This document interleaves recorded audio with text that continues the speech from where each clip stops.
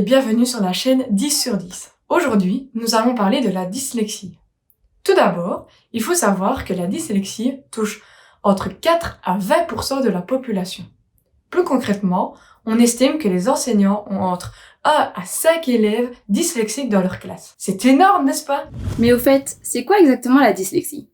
Pour faire simple, la dyslexie, c'est un trouble spécifique de la lecture. Les mécanismes de reconnaissance du mot ne sont pas automatisés, ce qui engendre un trouble de la lecture avec dysorthographie ou des difficultés pour comprendre ou déchiffrer. Vous avez sûrement entendu parler des termes dysgraphie, dyspraxie, dyscalculie, qui sont d'autres troubles spécifiques du langage associés à la dyslexie généralement.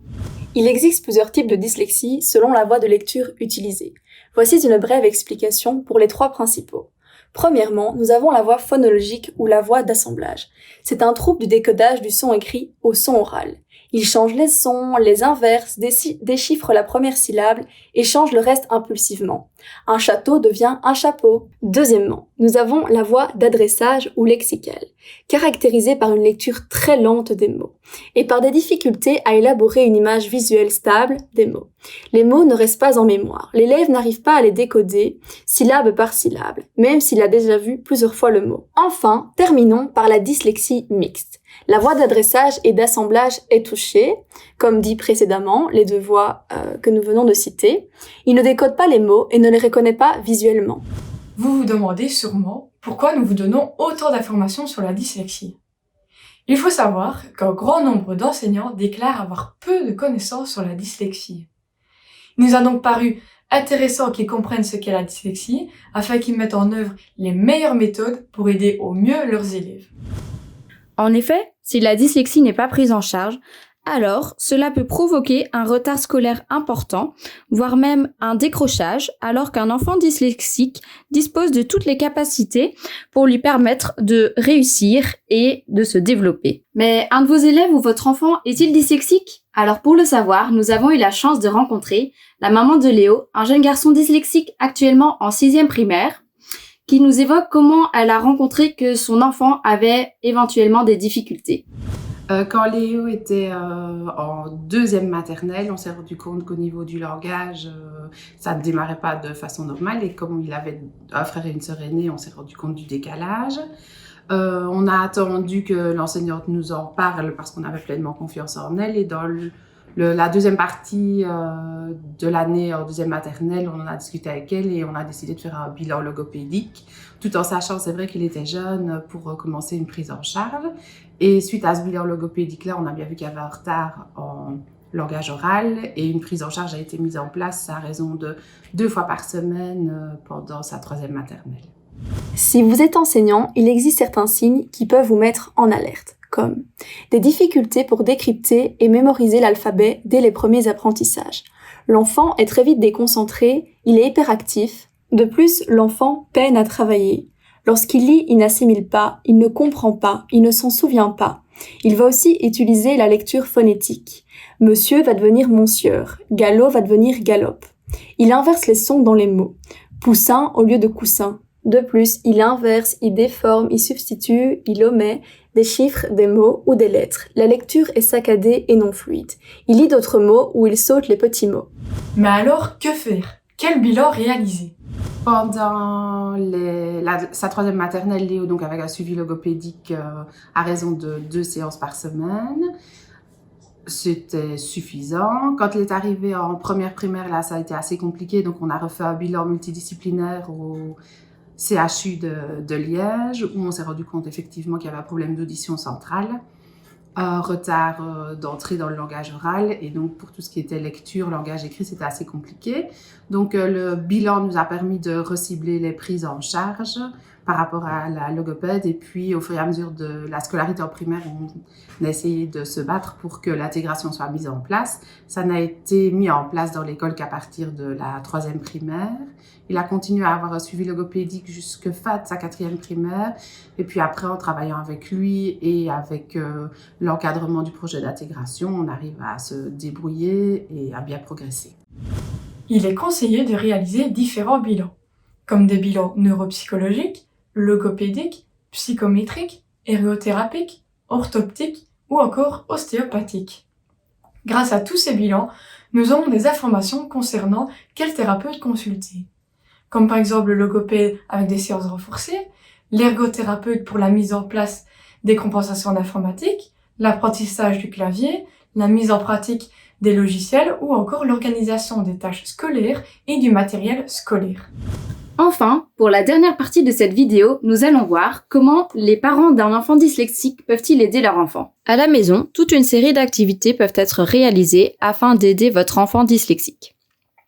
Tout d'abord, les enfants dys ont besoin de calme et de structure et aussi d'être rassurés dans leur environnement familial et social. Ensuite, vous pouvez apprendre à votre enfant le plaisir de lire. D'abord, vous pouvez choisir des livres qui sont en lien avec ses centres d'intérêt.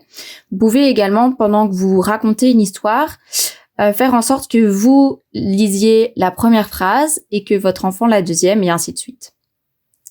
Vous pouvez également créer un endroit lecture, un moment dans sa chambre ou dans la maison, qui sera un endroit un peu plus cocooning avec des coussins qui lui donneraient envie d'aller chercher ses livres et surtout que les livres soient à sa hauteur.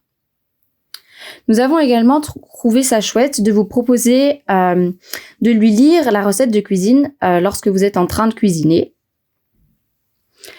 Ce qui est bien aussi, c'est de trouver avec lui la police de caractère qui lui conviendrait le mieux, ainsi que la taille. Vous pouvez aussi utiliser un cache pour qu'il puisse lire sans être troublé par les autres lignes. Et le tout dernier conseil que nous vous proposons dans cette vidéo, c'est de faire super attention à la phobie scolaire. Car oui, il est essentiel de réconcilier votre enfant avec la lecture, les mots, les récits, etc. Vous pouvez lui apprendre, c'est sûr, mais il faut vraiment faire attention à le faire de manière ludique pour ne pas le décourager d'aller à l'école et surtout pas d'apprendre. Nous avons eu la chance de rencontrer une institutrice de l'enseignement primaire qui nous a montré quelques aménagements qu'elle met en place pour aider ses enfants en suspicion de dyslexie. Je suis institutrice en première, deuxième primaire dans une école à encadrement différencié de niveau 2A. Je vais vous présenter ce que je mets en place avec certains de mes élèves qui ont des difficultés au niveau de l'apprentissage de la lecture et pour lesquels je soupçonne une dyslexie. Alors ici, je suis chez une élève pour laquelle je soupçonne aussi quelques difficultés au niveau de l'acquisition de la lecture et je soupçonne une dyslexie. Donc pour elle, donc de nouveau les référentiels, les alphas qui sont ici, les alphas sur son banc. Elle est suivie 2 fois par semaine par une logopède pour du langage oral.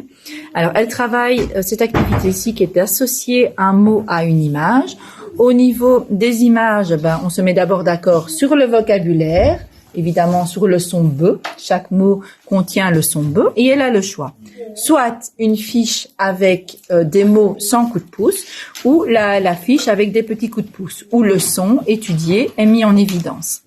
Tout ça, c'est pour faciliter évidemment l'apprentissage et voilà, pour attirer son attention sur ce son-là et faire en sorte évidemment que ça aille de mieux en mieux.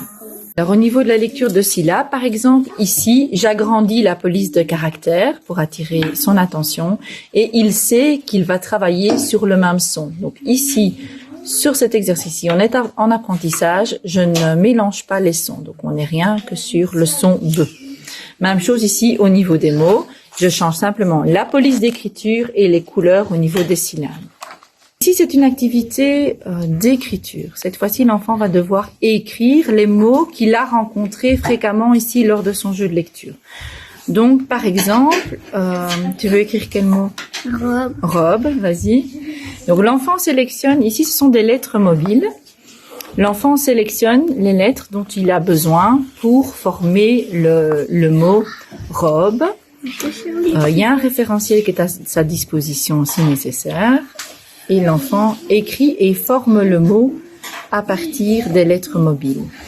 Je trouve que dans ce cas-là, ça évite à l'enfant qui est bloqué par le geste graphique d'être en difficulté. Donc ici, moi, mon objectif est simplement que l'enfant écrive le mot, voilà, et là, je peux vérifier qu'en effet, il arrive à reformer le mot robe avec les différentes lettres. L'exercice suivant serait pour cet enfant-ci, en tout cas, d'écrire au Velleda, ici sous son ardoire, de recopier, cette fois-ci on est dans l'acte graphique. Alors ici, je suis avec un élève donc qui est en première primaire et qui est donc en apprentissage de la lecture. On vient ici de commencer l'apprentissage du son B. Donc, je leur propose ici un plan de travail pour qu'ils puissent avancer à leur rythme et en autonomie. Alors, ils ont déjà, au niveau par exemple du son B, ils ont déjà plusieurs essais pour arriver à réussir la consigne demandée. Par exemple, ici, cet enfant-ci, j'ai une suspicion de dyslexie. On ne peut pas dire qu'à cet âge, un enfant de primaire soit dyslexique, mais on peut avoir des suspicions. En effet, au niveau de sa famille, il a un passif quand même de dyslexique, donc il y a un signal d'alarme. On a un signal d'alarme dès le départ. Et ici, en effet, ça se vérifie. Donc, cet enfant a des difficultés et par exemple, quand il est dans l'exercice donc d'associer les différentes graphies d'une même lettre, lui, il m'entourait par exemple la lettre D. Donc, pour l'aider, il a quelques outils que je mets à sa disposition. Alors, moi, je travaille assez bien avec les alphas. Donc ici, vu qu'on est en apprentissage sur le son B, il a l'alpha du B qu'il peut avoir devant lui. Sur son banc, il a ce référentiel-ci qui est très succinct et qui donc nous montre les différentes lettres et donc les différentes confusions. Donc lui, pour l'instant, c'est le B et le D. Nous espérons que toutes ces informations vous seront utiles et vous aideront à mettre les aménagements en place à la maison ou à l'école pour ces enfants dyslexiques. À bientôt sur la chaîne 10-10.